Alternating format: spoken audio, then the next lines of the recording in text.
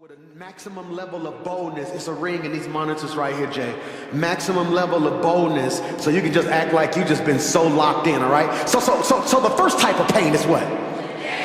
Look, genetic pain. Genetic pain, and genetic pain represents what? The pain that we inherit. The second type of pain was what? Jay, grudge pain. That's the pain that we what? Hold. The third type of pain is group pain. That's the pain we are what? Influenced by. The fourth type of pain is giant pain. It represents the pain we must what?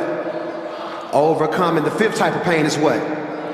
And that represents the pain we need for what? For development. Oh, you can tell the Devo energy, people. This is the level of pain I need for what? Expansion. Expansion, man. So let's talk about this, okay? I want to take a pastoral moment for a minute, Sierra. The Holy Spirit deals with me in conversation movie type form. So I was preparing and kind of reading and praying today, and the Holy Spirit just hit me with a quick body jab. Bop, bop, bop. Make sure you say this. I need everybody watching, listening, put this in your notes right here. Never compare pain. This monitor isn't on right here. Never compare pain. Never compare pain. Why is that important, Pastor Mike? This is so critical because if you're not careful, you're going to always delimit what others are going through and exaggerate what you're going through. Oh my God, the quickest way to keep somebody bound is to make them feel as if what they're going through isn't worthy or qualified enough for your attention. So what did I discover? There are two types of attention. There are certain pains I have to give immediate attention. Immediate attention. Stop what I'm doing. Love on this. Speak to this. Try my best to correct this or fix this. Then there are certain types of pains that you have to watch. I never forget, I went to the doc. He said, this is what we can do. We can do an MRI or we can just watch it. Let's ice it. Let's take some medicine. Let's see if the swelling goes down. He says, let's watch it. He said, now had the bone been coming out the skin, I would have had to give it immediate. But since we really don't know right now, do me a favor. Over the weekend, ice it and let's watch it. You want to know one of the most frustrating things in the world is to be dealing with people who make things that should be watched immediate and things that are immediate, things that should be watched. So the first thing I have to do is understand. I have to understand my pain, but I cannot compare pains. I'm going to say this, and everybody in here may scream, ouch. Today, I want to deal with genetic pain. Genetic pain. I'm going to say this, and only 10 people are going to scream, ouch. There is no pain like family pain. I thought 10 folk would have shouted, ouch, right there. There is no pain like family pain, all right? I want to deal with this. I want to deal with some pains, and I'm going to go slow as I possibly can. If we find a moment to have a little church, have a little church with me. If not, just take really good notes. Is that cool? All right, here we go. You ready? Here we go. All right, family pain. Parents. Parents. Parents. Somebody just screamed ouch right there. Don't scream ouch too loud. They may be watching the stream and see you, ouch, ouch, ouch. Parents, all right? Put parents in your notes, okay? Parents in your notes. Now I want you to put them in two categories when we're talking pain, all right? Absent parents or abusive parents. Now, absent speaks for itself. It's those who were not what? Present. Or, here's something I was guilty of as a parent, not being fully present. I was at every football game, every baseball game, every award show, but I might have been on my phone too much thinking about what I was finna do. Got a sermon in the back of my head. I'm at the baseball game, but I'm also saying, hey, do we got enough seats for this weekend? What are we singing this weekend? Hey, I'll be there in about 20 minutes. Give me a second. So I was present, but I wasn't what? Fully present. Then the second type of pain that comes with parents is abusive parents. Now, that is not just limited to physical. It could be emotional, mental. Do you know riding your children hard and being overly aggressive is a sin? Did you know that? No, so hear me. So maybe your son isn't as aggressive as you want. So now you become the parent who's like, you soft. Stop being soft. And now you're just hitting on him and screaming on him because he's not as hard as you particularly want him to be. So you don't even realize now you are physically, emotionally, and mentally trying to abuse him into your vision. That's why some of your marriages are hurting right there. Because you really think you can abuse them into the model that you want them to be. So if I fuss at you hard enough and scream at you long enough, your will be broken and you will be molded. Ain't no ouches in here today, is it? So we have abusive parents or absent parents. Now the second type of category with family, let's talk siblings. Ouch, ouch, I see you, ouch. Siblings. Now we either have sibling rivalries or sibling jealousy.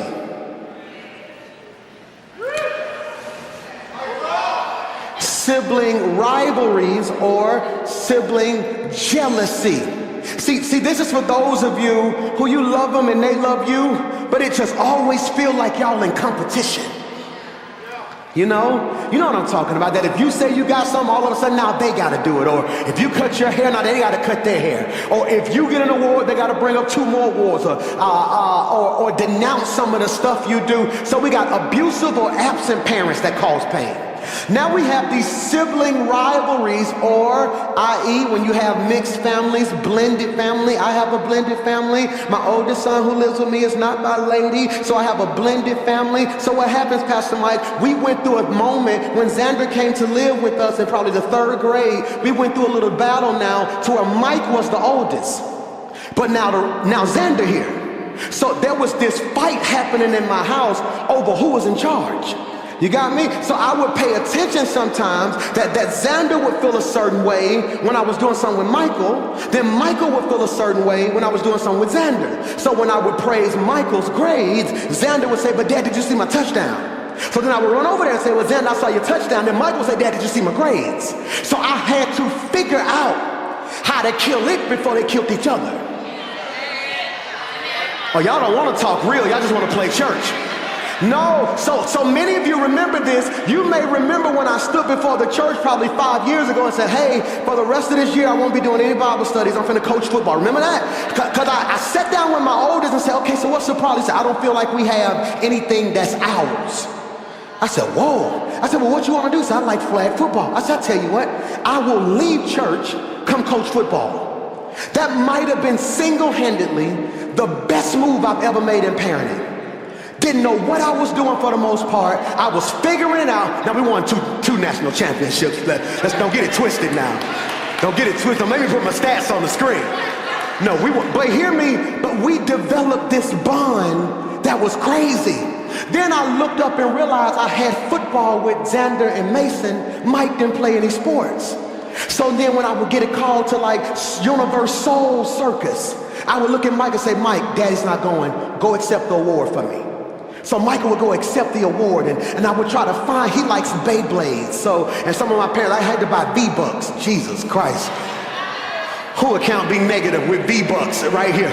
Or whatever them points is you get for NBA 2K so they can buy clothes and stuff like that. So I had to start, so I had to get into what he was in. Why, Pastor Mike? Because I discovered, yes, there's a such thing as a sibling rivalry, but there's also something called sibling jealousy. And based off of how you nurture it, the two can combine.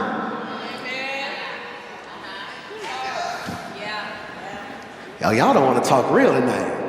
Y'all don't want to talk real today, do you? So do me a favor. Answer this question for me in the comments and in the room right now. The first murder happened between who? Siblings.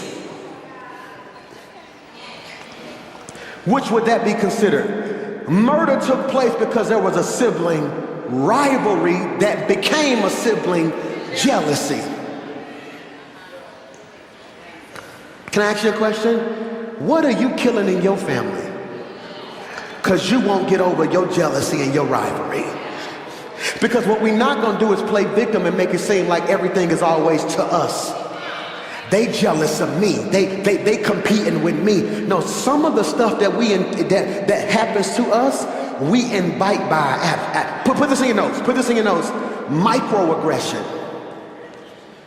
Microaggression.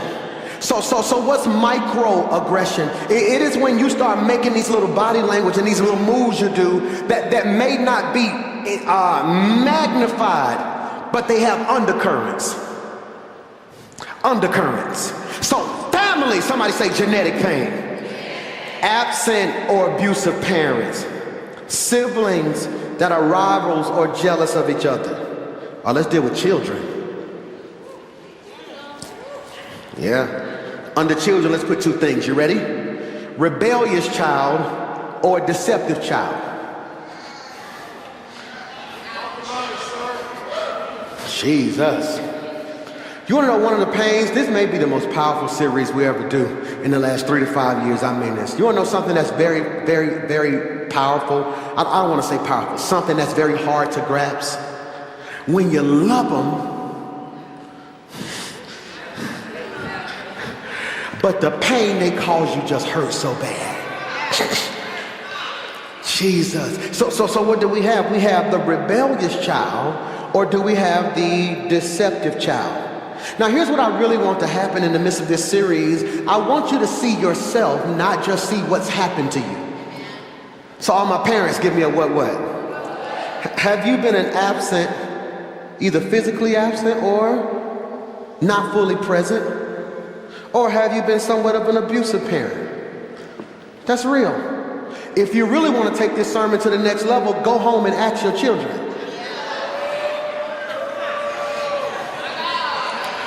Do we want to get better, or do we just want to play church? Which one?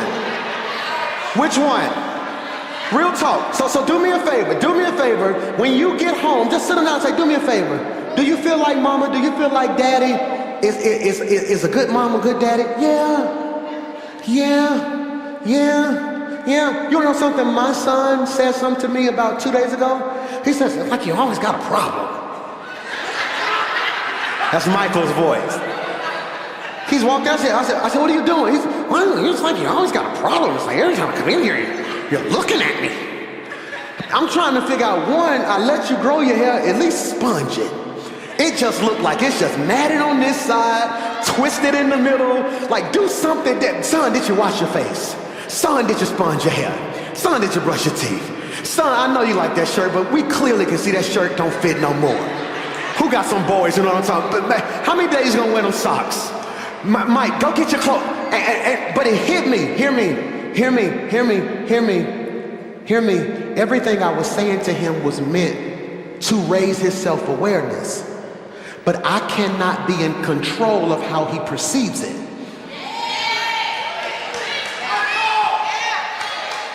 So watch this. I'm just trying to help him. Sometimes help feels like abuse. So what did I have to do? I had to learn a different way to communicate. Okay, do me a favor. If she was deaf and you were talking to her and she didn't respond and you got mad, who's the fool? In order for you to properly communicate with her, you have to learn what? A different way to communicate. So I can't look at her and say stop. I gotta look at her and say, many of the pains in our families can be fixed if we learned how to, I want to say this better, how they needed to be communicated to. Am I doing all right so far? So then we have sibling rivalries or sibling jealousy. Sibling rivalry, siblings. One thing I can honestly say from the depths of my heart, my brother sitting right there, I don't think we ever at any point in our life ever been jealous of each other. Ever in our life. I don't think ever in competition. I mean it from the depths of my heart. He's a senior in high school. I dropped out of college. Let me show you how crazy of a big brother I was. I dropped out of college. He's the number 1, number 2, number 3 recruit in the state of Alabama in football. Auburn want him, Florida State want him, everybody want my brother. He's entering to his senior season. He got a 6-pack, he killing it. I come home from school, see my brother, go back to school, withdraw, come back home, And for the whole season, ask me what I did. Follow him with a camera. D would wake up and I would be standing there. He just woke up.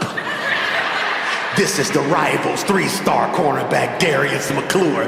What are you gonna eat for breakfast? I don't know. He doesn't know. Conversely, here it is now, God's doing all this, and I can say, hey, I need you to come home. How do you work through that? Do you feel that? And it's a lot of egos right there. I'm big brother, that's little brother, but then he's a man, I'm a man. We have to have more. We got into it about 2 days ago. About 2 days ago, he told me, I don't think we should do it. Man, keep that to yourself. Hey, you're not gonna tell me to keep nothing to myself. At the end of the day, I'm a man. At the end of the day, nobody's gonna tell me to keep nothing to myself. Look, watch this. We could be beefing now. What did I say a week ago, 2 weeks ago? But I can't allow pain to kill what communication could have healed. Did you catch that? All right, so number 3, a rebellious child or a deceptive child. All right, I like preaching from experience so that way you can feel better. That's for all y'all who were sneaking around as a child. Oh, deceptive selves. And got the nerve to be mad at your child because they taking what you did to another level.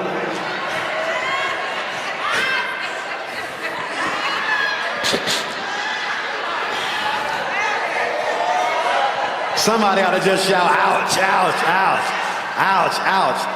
Ouch, I never forget. I'm always preach from my pains. When we deal with heavy topics, I will always show you my flaws. Is that cool? I go check Mason's phone this morning, and every night, I'm one of them daddies that at any moment, give me the phone. This is my phone. And you know, we sneak, I'm checking search history, everything. I'm checking your private internet thing. Now you can press the button at the bottom. I'm checking everything. Text messages, pictures, everything. I get Mason's phone, I picked that boy up. He done changed his password. And my head, he out there. Ain't no telling what's on the phone at this point. Mason out there, ain't no telling. And come to find out, I lose. Hey, get in here. Open the phone. I'm like the buddy on Friday. No lock phones, no lock phones. You know what he said? Dad, Miles keep getting my phone downloading stuff.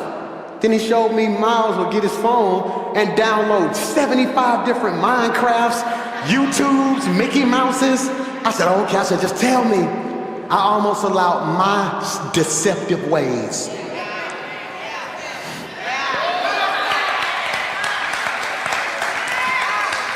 Our parents and our grandparents' pain can unintentionally become ours, and here's the hard part. You ready for this? Few of us never make the link between our dysfunctional behaviors and issues to what happened to our family members in previous generations. We never connect the dots. We never realize the dysfunction that we now live in is a generational pattern of dysfunction. Did you catch what I just said? So hear me when I say this. Even when parents are mindful of their past trauma, there's a lot of genetic pain that's passed on anyway. Here's why, PMJ, I need you to put this in your notes. Awareness does not always lead to adjustments. Awareness does not always lead to adjustments. Just because you're aware of it does not mean that you properly adjusted to it. All right, I'm gonna free somebody. I want to free somebody. I like telling stories. I'm a storyteller. Who's ever had one of those showers that no matter if you got in right when you're supposed to or later, you only had a certain amount of hot. So don't nobody want to put your business in the street.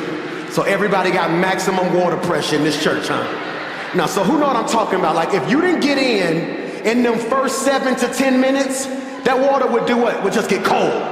Out of nowhere, that water would just get cold. Here's what's crazy. You knew it. You were aware of it. But you would still be in it. And when that water shifted, you were what?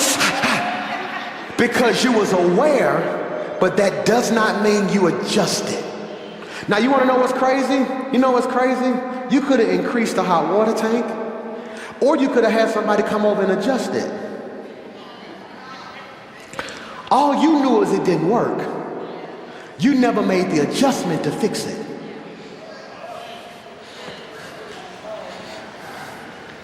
I never forget the summer my AC went out in my truck, and I never forget it. We just rode around that whole summer with the windows down. We had got so adjusted to the windows being down that I promise you from the depths of my heart, it stopped being hot. Who know what I'm talking? Like it's like all of a sudden you blocked it out. It's like you would let the window down when you got on the freeway, it would be boom, then you would roll up just a little bit. You know, when you got in the neighborhood, and we had kind of caught a rhythm. We didn't have the money to fix the AC. Watch this. So we made something that should have been fixed a part of our daily routine. I want to ask a question. And you don't have to say amen or ouch. You don't even have to answer me. Who right now can identify some things in your family that's running through your family, and yet you still possibly haven't adjusted to it? You aware of it, but in your hearts, watch this, arrogance makes you think it can't happen to you. Jesus. Why PMJ? Put this in your notes. Because discovering what runs in your family is not about blaming the family. It's more so about building the future. Yeah. So I knew I had a lot of alcoholics in my family on my dad's side. I knew that. My granddaddy loved alcohol, great granddaddy, them, everybody. I knew that. All right, so I don't live now saying, see, that's why. No. You know what I do? I build from it. I'm going to try to be a man who doesn't succumb to that. I'm going to try to instill in my boys and my daughter don't succumb to that. Why PMJ? Watch this. The immature blame, the mature builds. I'm preaching better than you receiving. The immature blames, the mature builds. Mason loves Legos. Mike loved Legos when they were growing up. Miles walks in. He loved playing with the Legos, but he didn't understand how sensitive they were. So he thought if he picked up the little Lego helicopter and he just flew it, he didn't realize how sensitive you have to treat those Legos. He picks up the little Lego car falls completely apart. Miles starts screaming and says, I don't want to play with it no more, it's broken. Michael walks in and says, leave it alone, and rebuilds it. One only wanted to benefit from the finished product. Two didn't become too frustrated when it was broken because he was a builder. You have 3 years to decide if you're going to still blame them or build from them. I'm preaching whether you like it or not. I need somebody to shout build. If there wasn't a millionaire in your family, build and you become the first one. I don't know who I'm preaching to, but I don't have to blame my family for what I'm not. I can become the generational trendsetter and say it starts with me. I need 100 folk to just shout or type, it starts with me. Wholeness starts with me. Multiple degrees gonna start with me. Owning homes and having Airbnbs gonna start with me. I don't know what my family used to be about, but because of me, we are building something special. Somebody shall build. So hear me when I say this, and this is critical. Hear me. We cannot, are you taking good notes? We cannot recover from pain that we don't know is running in us. You got to become aware. We cannot recover from pain that we don't know is running in us. I want to pause and parenthetically digress, because some of us keep highlighting generational pain and wearing it as a badge of honor. We look at our little boys, D, and we say stuff like this: you're going to be a little lady killer just like your dad. So you really just spoke womanizing over that baby.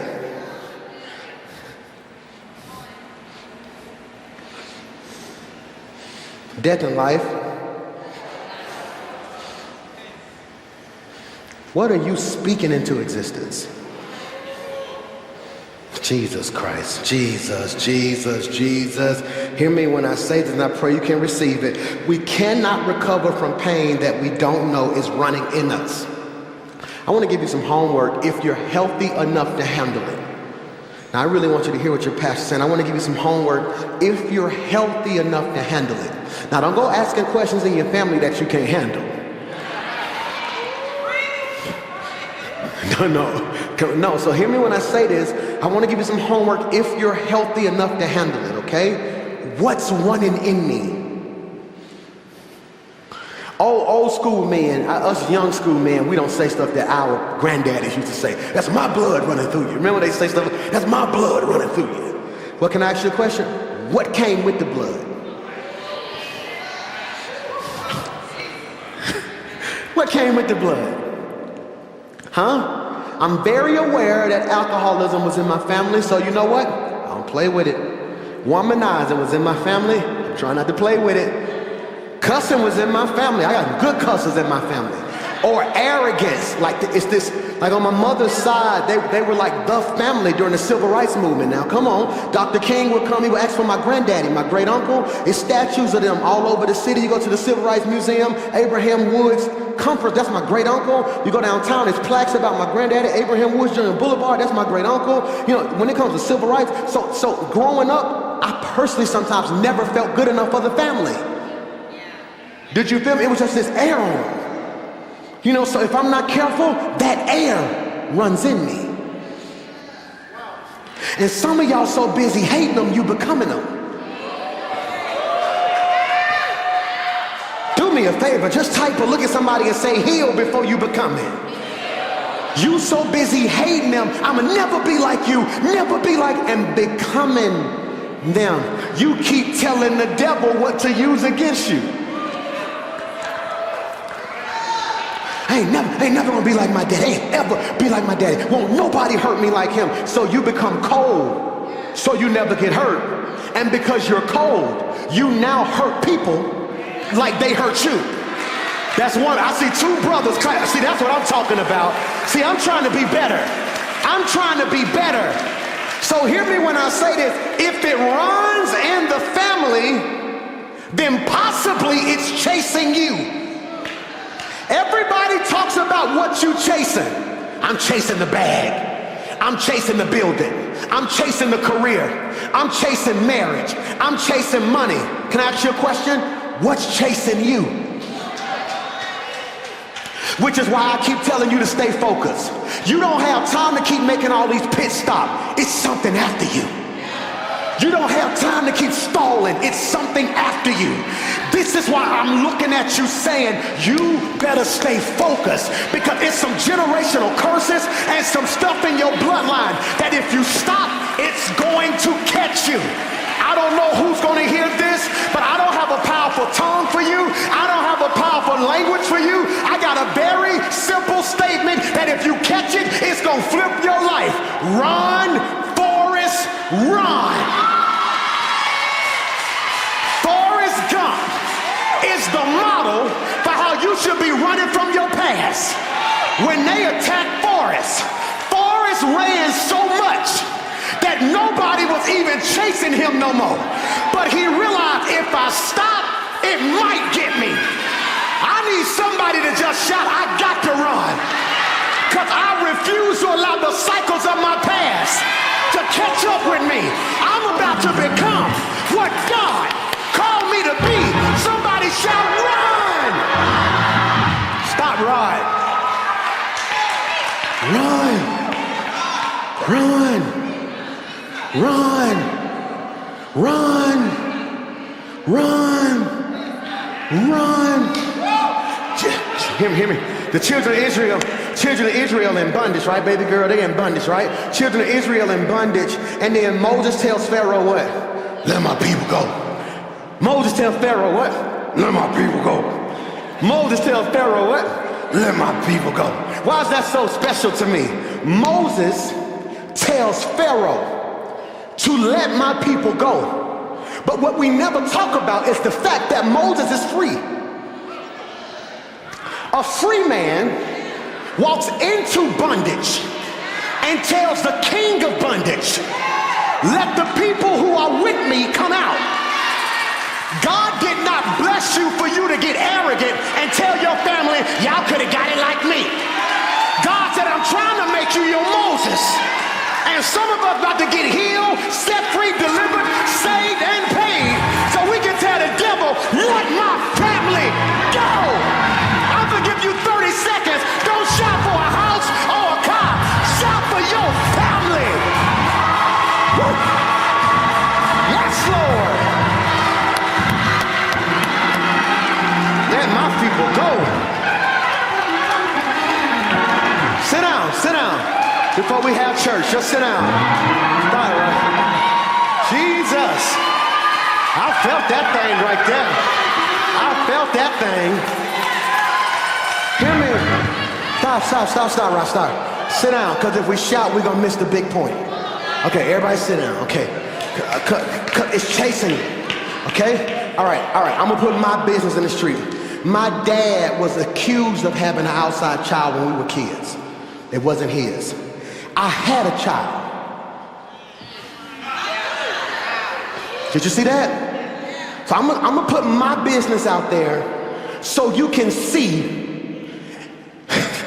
that if I get free enough, you'll start dealing with yours. So when I was a little kid, my dad, he testifies about this. There was a young lady, yada yada, thought he had a child. All right, fast forward, we don't break that in him. Come to me in my early 20s, I have a child. Can I ask you a question? So if it almost happened with my daddy, happened with me, I got 3 boys, 4, and a girl. What happens? Now I'm finna free you. All right, here's where it's finna get thick. Okay? For us to want another woman is considered what? It's lust in a sense. For me to want somebody prematurely, premarital, is what we could call lust. I'm lusting after you. Okay, so I want to free you real quickly. So when it was in my daddy, it was lust. When it was in me, it's lust. I can't assume in my kids it's going to be lust for the woman. I can't pick. See, y'all don't want to go here. Y'all don't want to go here. Y'all really want to see, because see, this is critical. Because the sins of the father start visiting generations. You can't determine how the sin is going to express itself. Oh my God, y'all don't even want to talk to me now. Y'all don't even want to talk to me now. Hear me when I say this. And this is why I had to deal with a parent and a daughter this past week. And I had to deal with them because the mother was broken, because the daughter kind of came out of the closet, and so and so. So I hate even that statement, but the daughter did this, yada, yada, yada, yada, yada, yada. And I said, Mom, I want to free you real quickly. I said, now I know your personal testimony. I said, so are you mad because she was promiscuous or who she's doing it with? Because I want to free you real quickly, because if you mad at the choice more than the root, you might be the problem. And what we got to realize is, watch this now, Psalms 32:5, I acknowledge my sin to you and my iniquity I have not hidden. I said, I will confess my transgressions to the Lord, and you forgave the iniquity of my sin. Now here's what's critical, and I need you to catch this now. Something's chasing you. Hear me? That's why every father in this room, this is why one of my biggest plights is absent fathers completely. No, I don't care if she hates you. I'm passing my shoe, won't let me go to court. Go to court. That's one thing you gotta fight for right there. No, she needs you. Hate me, what? No. She won't let me, the court will. But then she gonna put me on, all right, that's the cost it takes. But you know what? I have to make sure I'm present. There is a noticeable difference when I'm home and when I'm gone. Hear me. I will call home and literally hear ladies screaming, y'all stop. From the cell phone, I will say, hey, and the whole house get quiet. Conversely, if Miles fall today, I could get there first. He don't stop crying till his mama comes. She brings something I can't replace. I bring something she can't replace. Now I can find different ways to supplement it, but I firmly believe each child needs their mother and their father. And both have to fight to be there the proper way. Why, Pastor Mike, I need you to catch this, because if pride runs in your family, then pride is chasing you. If jealousy runs in your family, jealousy is chasing you. If rebellion runs in your family, failed relationships run in your family. Let's just stop being deep for a second. If everybody divorced, how are you blindly dating thinking you just gonna make it? No, what you gotta do now is become aware so you can make the adjustments. Am I helping anybody today? And I want to make this statement, you can put it in your notes. Just because it ran in my family does not mean it has to run through me. It does not mean it has to run through me. So hear me when I say this. No, it's being aware. It's being aware of what's in me. If you want to be the best father, you can be the best man, you can be the best spouse you can be. You got to be aware. You got to be aware. I have to be aware. Now, I read the scripture. We often focus on what we chase without ever dealing with what's chasing us. I told you our goal over each week is to identify and overcome 5 types of pain. Today we're talking about what? Genetic pain. It represents the pain we what? Inherit. Psalms 32 and 5. I acknowledge that I want you to take really good notes right here, okay? Really good notes, okay? I acknowledge that my sin, notice it's bold. Now, if I ever take the time to put something in bold, I really want you to look at it, okay? Like Leslie knows, I'll stay up all night just bolding stuff. Like, no, I need them to see this. So watch this.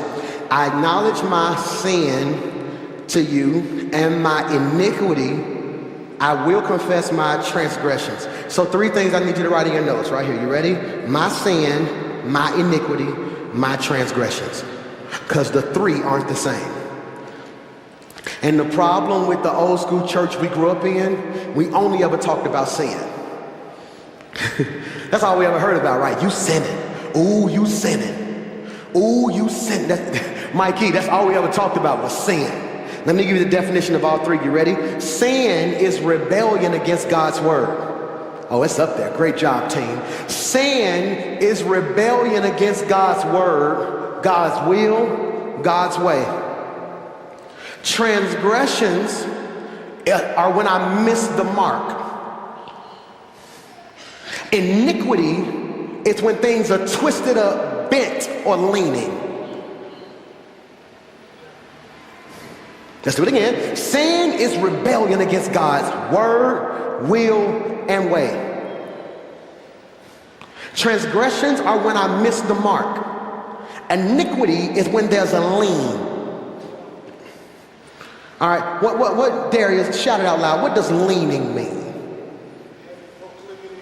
All right, in layman's terms, personality traits.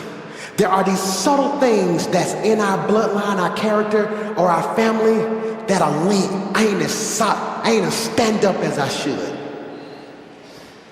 So here's what we do in church. We shout. Bishop William Murphy said it so eloquently. He said, God is a lean man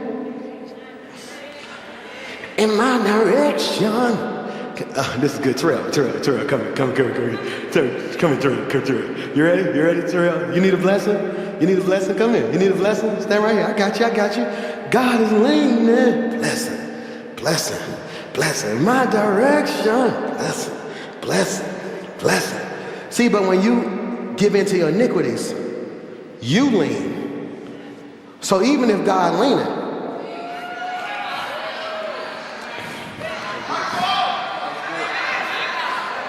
so now you bitter, saying God don't ever come through. And God said, no, you leaning in the wrong direction. So sin is when I rebel. So I want to be very clear. I want to be very clear. And this is my personal theology. Somebody may argue with me, but this is my personal belief, okay? My personal belief, all right? Sin and transgressions are individual choices. Iniquity you inherit. So you choose to sin. You choose to have transgressions. The iniquity was handed down. Did you catch that? So go back a slide. I want them to really see these three again, okay? So watch this. I'm gonna free somebody. A lot of you have been feeling overwhelmed because of a mistake you made that might have been a transgression.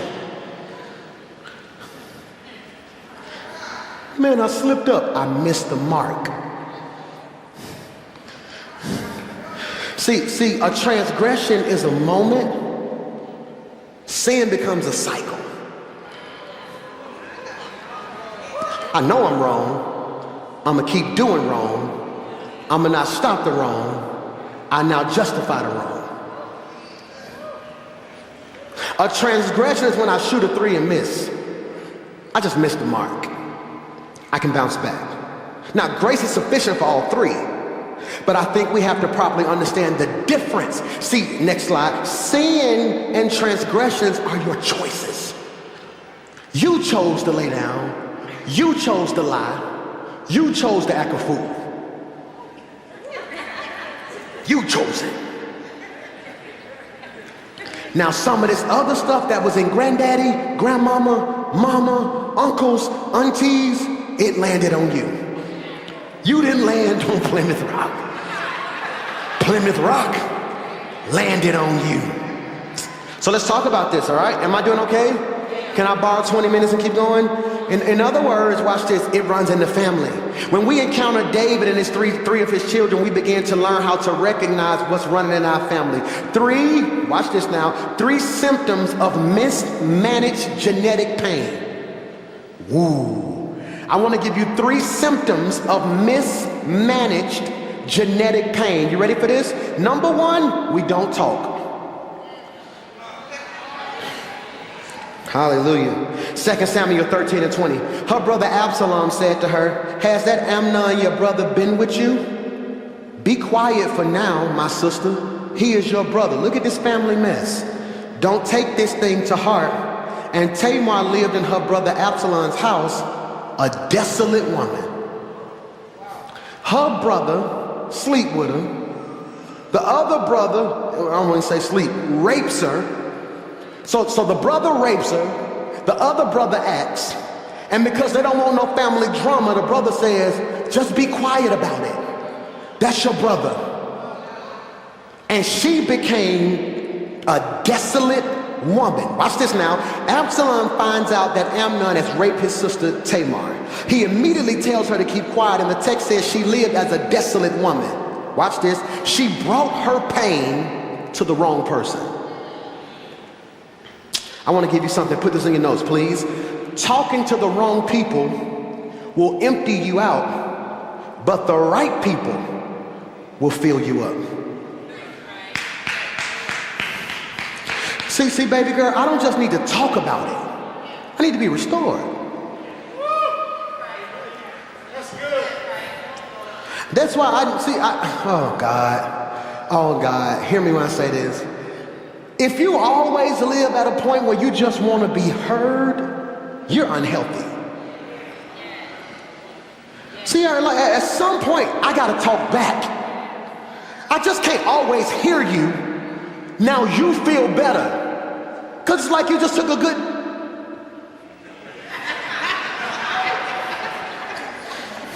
Now, who's ever had one of them where you just had to get home, and when you got home, you know, and as soon as you come out the restaurant, what you say? Whoo, whoo, Lord have mercy. Jesus, I'm good now. What are we finna do? I'm good now. I'm good now. That's how many of y'all emote. You don't care who you talk to. You're on the phone, just let it out to any and everybody, and once you get it out your system, you're like, whew. And I want to free you. I want to free you. I want to free you. I want to free you. I want to free you. Talking to the wrong people will empty you out, but that's all you ever be. It's empty. All you ever be is empty. All you ever be is empty. What he subconsciously tells her is, please put this in your notes, proximity should excuse pain. That's crazy. Proximity should excuse pain. That's what he's basically saying. Hey, he close, just let that ride. Wow. Does this not sound like some of our lives? Here's the problem. If you stay silent, you stay stuck. So what does that mean, Pastor Mike? This is the most important part of what I'm going to say right here. You ready? Many of us can't move on because we haven't spoken to someone who can handle, help, and heal what's hurting. Do I need to say that again? Many of us can't move on because we have not spoken to someone who can handle, help, and heal what's hurting. Make that make sense, PMJ? I just don't need you to hear me. I need you to handle, help, heal. Now, let me make it very plain. That is hard. That's hard. That requires a level of vulnerability from me that has been crushed before. So what do we do? This is crazy. So what do we do? So we pigeon feed who we need to talk to. So the first time we talk, we give them a little to kind of see if it's okay. Then I give them a little more to see okay. Then I become too familiar with them. Then they joke about it. Then I pull all the way back.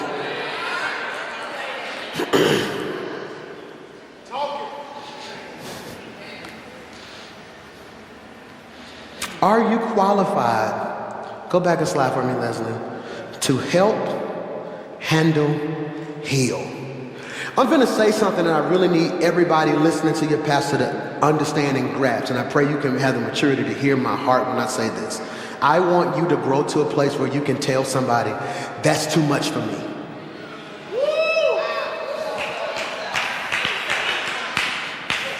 That's too much for me. I gotta, guess what, so-and-so, I'm so sorry, That's too much for me. I'm gonna be very clear with you. I'm almost about to laugh. I'm not like, no, I ain't on that level to be that mature right now. And what, like, I'm gonna be honest, if you keep talking, when I look at them next time, I'm like, Mike texts him, oh, you dirty. Be honest. I wish you knew how many conversations I stopped mid-sentence and said, hey, do me a favor, I love you. You need a real counselor. I'm just a pastor. I mean, I don't consider myself a counselor. I can give you spiritual advice, but what you're dealing with, I'm gonna pray, go to a professional. I had somebody leave my church over that before. Well, you can't possibly be my pastor. And I said, do me a favor. If you break your leg, bring it to me. Why would I bring it to you? Exactly.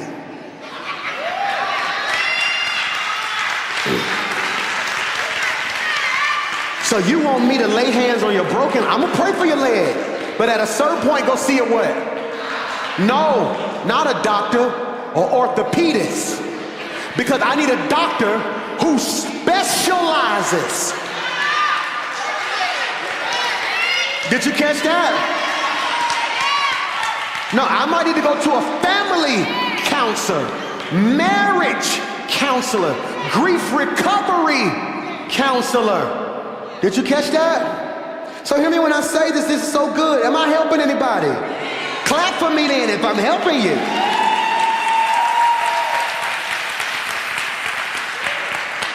I got to go to somebody who can handle, help, and heal. Handle, help, and heal.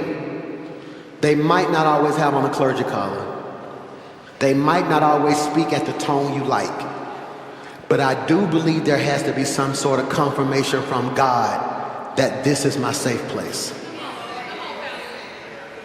Because the worst thing you can do in life, Jesus, is lay your pain in the hands of a person who can't handle it. Why would I buy my 15-year-old son, when he turns 16, a G-Wagon? He ain't old enough. He don't understand the worth of it. He can't drive good enough. If I give him that, it's because that's something I wanted him to have.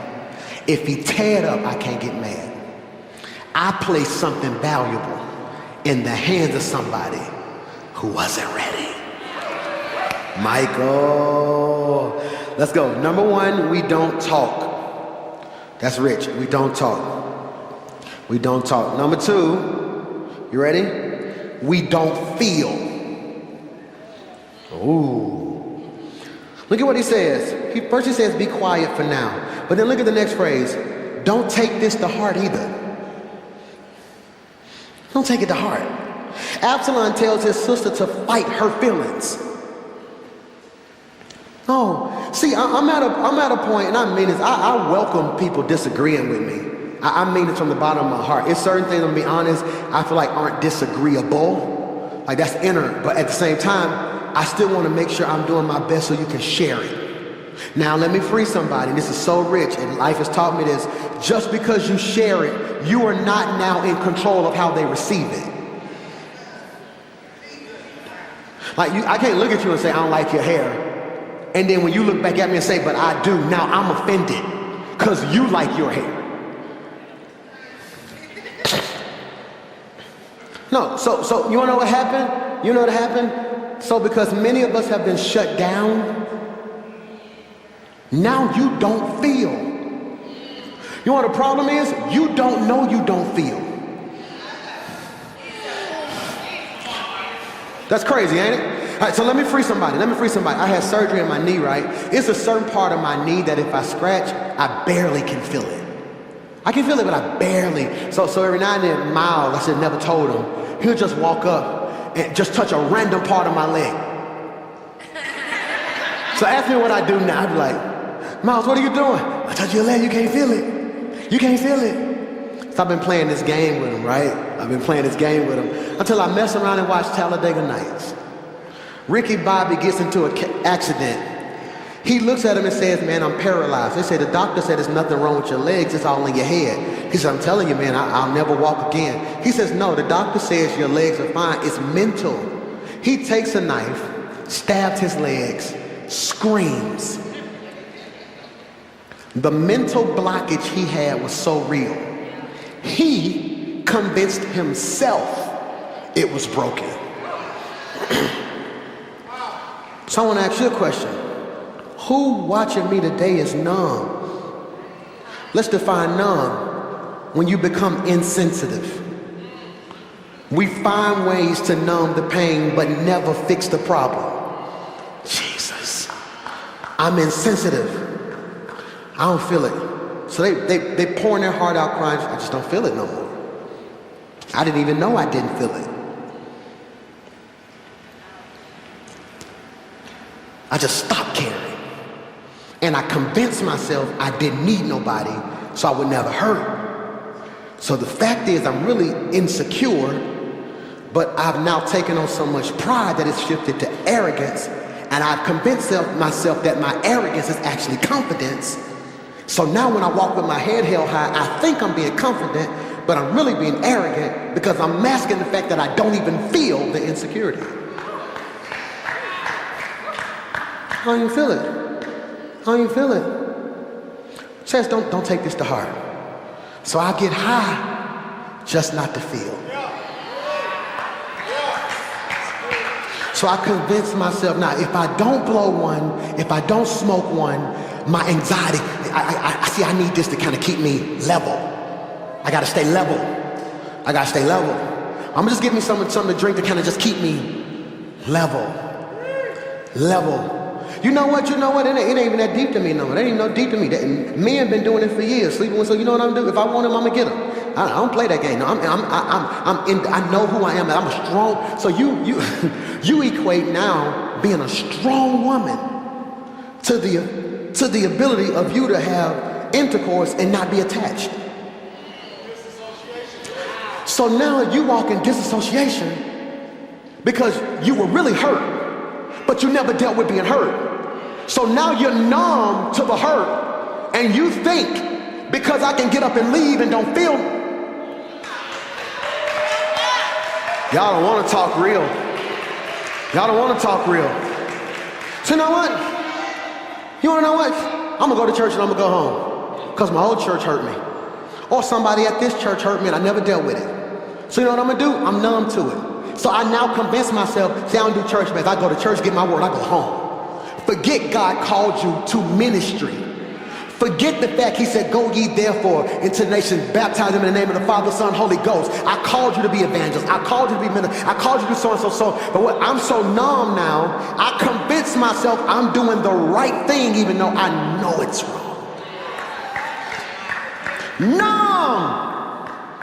Numb. Or you're dumb. Either you're numb or you're dumb. What's dumb? We become unintelligent. We have feelings but don't know how to process them.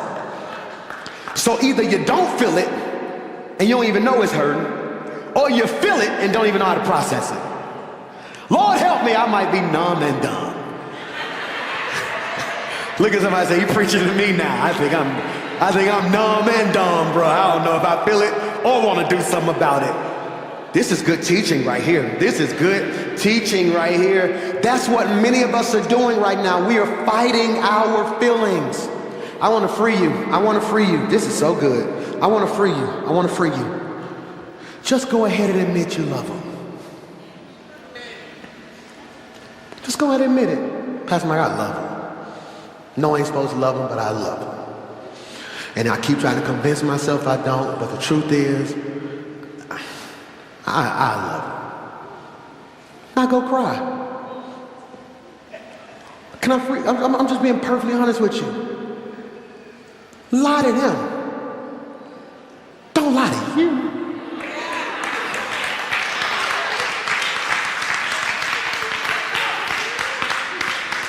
Pastor Mike, I don't think I'm good enough. To be honest with you, I don't. I done tried. I don't believe in me. I was writing this on the other day, and I put a line in it. I was like, truth is, I never really believed in me. I believed in your belief in me. I never really thought I was good enough. I'm being honest with you. My daddy, my whole life been telling me, Mike, you different. My whole life.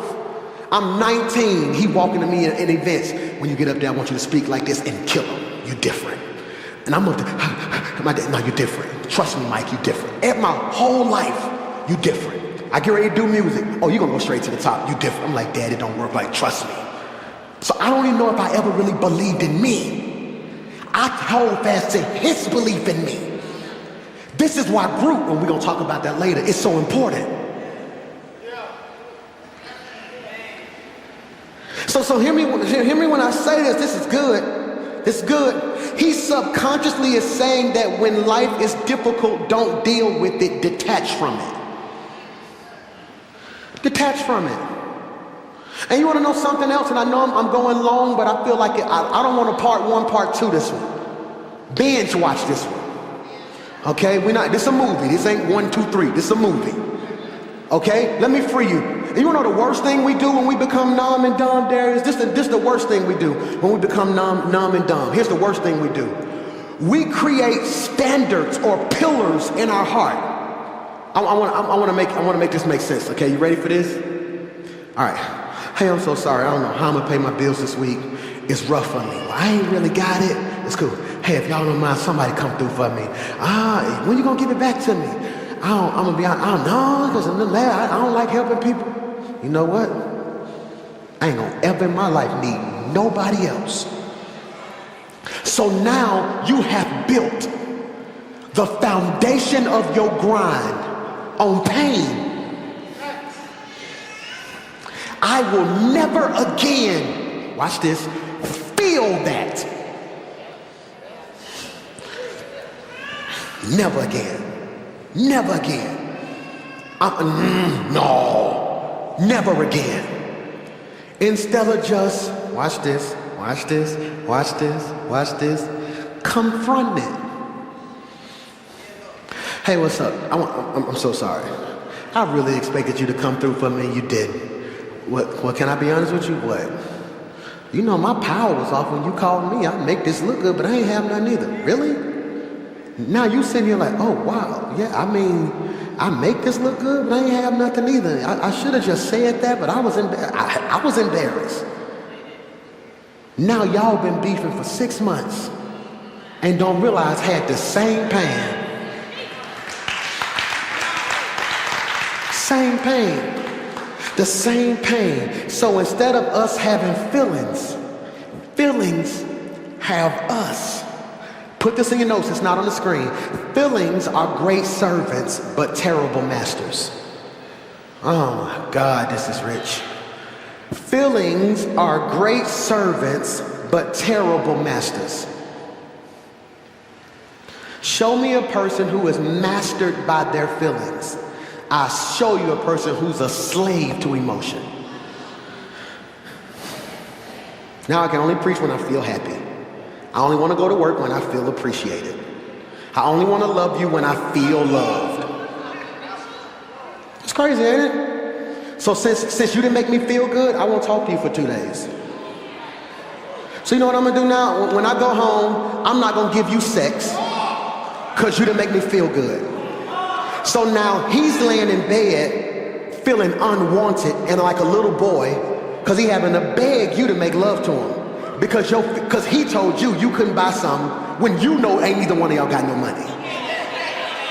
So now you gonna lay there in your feelings. He gonna lay there rejected. On top of that, now you gonna speak out of pain to him. Then when he go left, blame him when you might have kickstarted it. Oh, we don't want to talk about that. That doesn't justify what he did. But if we gonna scream ouch, you gotta take responsibility for the part you. Am I preaching to anybody? So all she hear from you is what you ain't. You ain't this, you ain't that, you done gained weight. So now she's walking around with hurt feelings. Hurt feelings morph into insecurities. Insecurity morphs into gaps. Gaps create distance. The enemy dwells in the gaps. It was the distance between Adam and Eve that gave that snake the boldness to confront her. Jesus Christ. Close the distance, you kill the enemy. Feed the distance, y'all kill each other.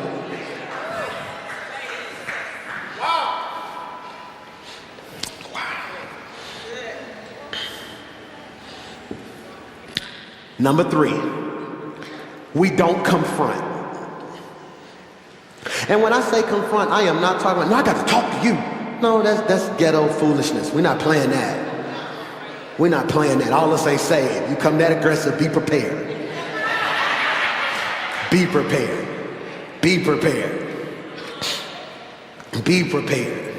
I want to be very clear. I'm going to be honest with you. Sometimes how you confront gives off an energy that kills the healing before it starts. Yeah. There's a difference in saying you did and did you. That just changed the whole game. No, you did. No, you accusing me or you asking me? No, when King David heard all this, 2 Samuel, he was furious. And Absalom never said a word to Amnon, either good or bad. He hated Amnon because he had disgraced his sister Tamar. 2 years later, when Absalom's sheep shearers were at, Baal-hazor near the border of Ephraim, he invited all the king's sons to come there. Look at this, verse 21. When King David heard all this, he was furious. Absalom, mad at his brother, and don't ever say nothing to him. I just told my brother that in the back. I said, people finna be real uncomfortable around me now. I'm done tiptoeing in my house. You feel away, you feel away. Let's talk about it. You wanna talk about it? Get out. At a certain level, we're not gonna play that game no more. Passive aggressive, microaggression, attitude, subtle disrespect. No, we're not playing that no more. You got me? Some of us have catered cancers that it's time to kill. No, Mike walked up the steps the other day. He got mad because ladies, she runs that house like a tight ship. And on certain days, they have certain stuff they have to do. I don't care what's going on. If you ain't did it, she's teaching them discipline. And he slammed the door. I jumped out the bed quick. Hit them steps, 425. Up them steps, bust up, hey! What? Did you slam the door? No, it's the book bag on the door. The book bag made the door close. That boy got real scientific. You wanna know why he slammed the door though? Because I nurtured it. So when he would get mad, he would walk up the steps. Mike got heavy feet. So it'd be these stomp. I would, I would joke. I was nursing it, nurturing it.